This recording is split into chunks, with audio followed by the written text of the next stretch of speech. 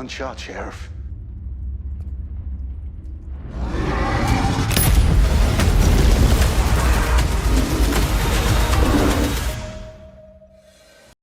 All right. Good seeing you again, buddy. Yes, I just signed into Twitter, make sure I didn't miss anything from you.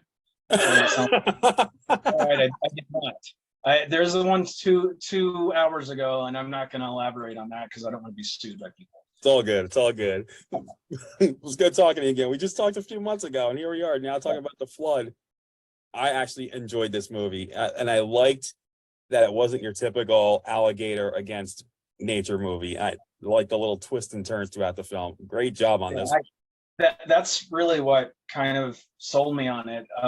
I said yes before I read it because my friend Chad wrote it, and I knew that Chad wouldn't just put out like a Sharknado with gators. Like he would still have like his own sensibility on it, and we share a lot of the same likes and movies that we love. So yeah, I knew there'd be a little extra with it.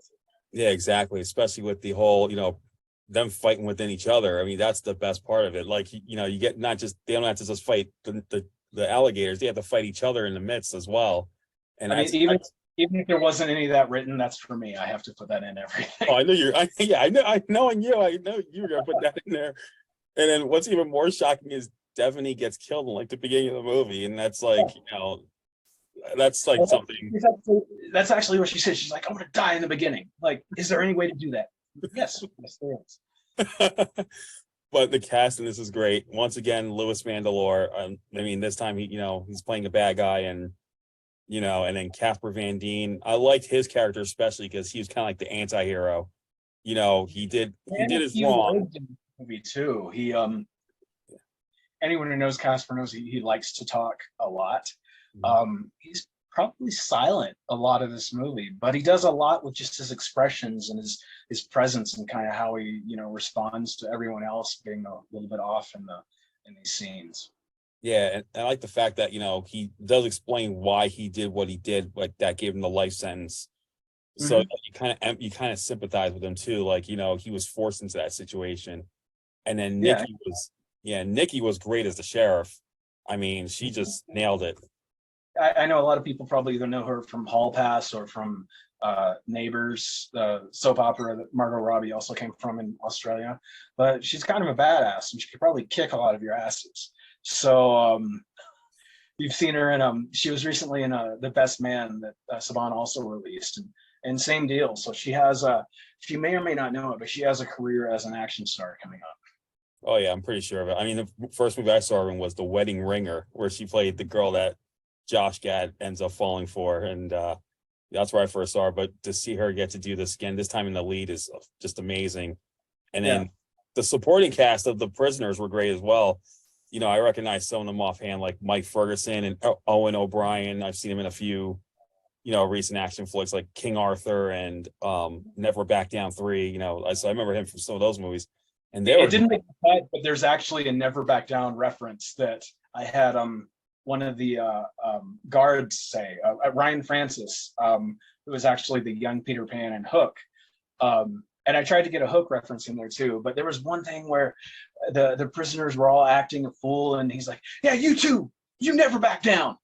And there was one, we didn't tell Owen we were doing that. He just, it couldn't be in the movie because he broke character. He just started laughing, but yeah, we had to call attention to a few things. But yeah, Owen's great, and hopefully he actually just had his passion project shot called Kiss of the Con Queen. That's about a scam that he actually experienced in real life. So hopefully that does a lot for him.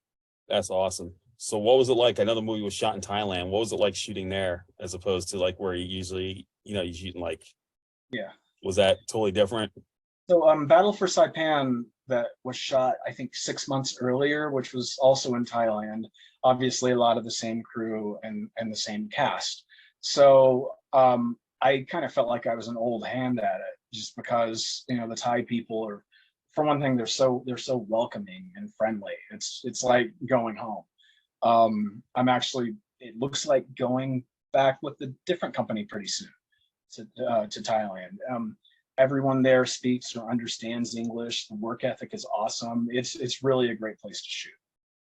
What was it like shooting with, did you use like real alligators, or did you just, like, was it all CGI? Because sometimes it looked like Yeah. it was like maybe certain shots there might have been real alligators. And There's of a few that course, are pretty convincing. I know they were all entirely CGI.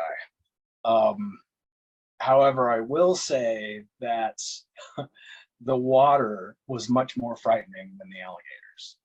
I can imagine, because especially it kept rising up. I was, you The kind of water, get fearful like something's gonna happen. outside of a couple of shots where the water didn't do what we wanted it to, it's 99% practical. So we had like gigantic rain machines, we had water bars on the windows and the ceiling, we had, water up to our rib cage and stuff. It was really a challenge for one, and really kind of another character. Yeah, it was it was tough to deal with, but I would do it again. For sure. I know, knowing you, I know you would do it again for sure. I do it again, and I want to do it bigger. It's even scarier. But and I also liked the quick little fight scene between Louis and Casper, because I know I spoke with Casper a few years ago for the second, and he told me that he was training in Taekwondo, Yeah. and Louis has that martial arts background too. So and they looked pretty good, even though you had the rising water kind of as a like an obstacle source. They still made the most of that fight scene. Yeah, Lewis actually hurt himself, but I caused Lewis to be hurt a lot. Um, he in our movie Breakout, there's a scene where he pops his shoulder in, but while doing that, he actually dislocated it, and he put it in really rough, and then he didn't do anything about it because he's Lewis, until after we wrapped Battle for Saipan, like a month and a half later. Those two movies shot very close together. And yeah, in the flood, he does this jump kick in the water, like the water's literally up to their waist. Yeah. And they're both wearing art combat boots, and boots get heavy. Yes. But Lewis, being who he is, he just keeps going. But yeah, Casper, aside from being underrated as an actor, is also very underrated as a fighter. His one of his closest friends is Mark Dacascos, who he's trained with for a number of years. And he's, Lewis is the real deal in boxing and everything, and Casper is as well. He's definitely some skills. Yeah, I remember he was telling me he also trained with Garrett Warren, the famous stunt coordinator, and I remember him, and so I remember he was mentioning that to me, because that allowed him to do the fight scenes with Ryan Phillippe. Yeah. Who, in the second, we finally get to see Ryan get to show those martial arts skills that he's known, that he was, people are saying, oh, he does this, we don't see him do it, and he finally did it in the second. For like, what, 25 years or something, I believe. I don't know why I know that. But yeah, he has. So yeah, I mean, that fight scene was great, and it would have been awesome if Nicky got involved in it too, make it a 2-on-1, and that would have been even more dope.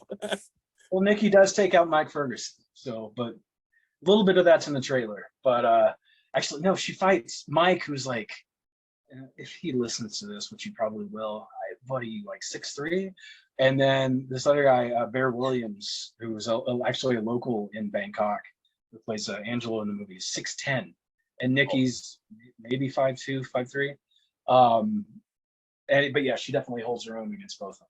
Yeah, then man, I mean, I hope people just don't see this as an alligator movie. I hope they see this all out as an action flick, because it's definitely well deserved. I mean, yeah, the alligators are CGI, of course, because you got to work at the most budget, but still, I mean, overall, it's a fantastic movie. I mean, I enjoyed it for one. You got to enjoy a good popcorn flick now and again. This is definitely a popcorn flick.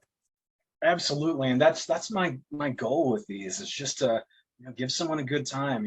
There's so much crap that happens in the world and life these days that you got to help people unwind. You got to help them smile. You got to help them eat Taco Bell, to these movies with their adult beverage of choice. Just have fun. And as long as I do that with these, then I say they're successful. Oh yeah, I totally agree with you on that. That's why you're hands down one of my favorite actors now, because you just make them watch it. You just make them fun and watchable. Hands down. Yeah, that's really I don't want to win an Oscar or anything. I want to entertain people. Exactly, and that should be the whole point of movies, not just to win awards, just to entertain the crowd. That's all you need to do. Yeah, especially now, everything has like a message behind it. And really, there's nothing wrong with that as long as it's handled properly and in the right movie. If I put a message in this movie, you know how stupid that would seem. Um, Avoid the big alligators. What's the message? Avoid the alligators. gigantic prisoners and stuff. And oh yeah, also a thoughtful message. No, just have fun. Yeah, exactly. So what's next? I know you got Battle of Saipan, but what else is next for you after this that you can talk about? Saipan came out actually a few months ago, all through Saban and with Paramount. This one's with Saban and Lionsgate. Hopefully, I think it's been out long enough that it should probably be on like Hulu or Paramount Plus or something at this point. Next coming out, I actually shot before these movies a movie called Arena Wars, which is like The Running Man if Paul Verhoeven, who did RoboCop, directed it. That kind of like tongue-in-cheek satire sensibility, and also the goriest movie I've ever done. You'll see. It's just big, loud, and a lot of fun. And then I believe, actually, between each of these interviews I've been doing today, I've been texting with the producer, and I think my deal and the lead actor's deal on this next movie I'm doing are about to be done. I think if this was tomorrow, I could probably tell you more about it. But it's a martial arts movie with a John Wick cast member. Oh, see, I've been waiting for that because I know you have. I've heard you had experience in martial arts, and I've been waiting for a while for you to do a martial arts film. And well, I put it in things because so obviously, like the Flood, these guys can't be, Scott Adkins and flying in the air, right? But there's still some brawls. Saipan is really like if you took the style of like the Raid 2 and put it in a war movie. So I've been leading to that for a while. But yeah, martial arts, I started training when I was 6 years old, hurt myself eventually, but it's always been something that I love and respect. So it was always on the docket. It was just a matter of when. Yep, and hopefully that will happen. So The Flood is coming out on July 14th. Yes. And if you just want to unwind and just see a fun action thriller with alligators and prisoners fighting within each other and more so, this is the movie. Yeah, this is the movie to see. And Brandon, once again, he just nails it as director on this one, and I can't wait to see more of his stuff. And Brandon, thank you so much again, man. You just keep knocking them down, man. Just keep going with it. Thank you very much, and good to talk to you again. There is, and we'll talk again soon. All right, take care. Endorsement. There you go. Thanks, Albert. Thank you. All right, bye.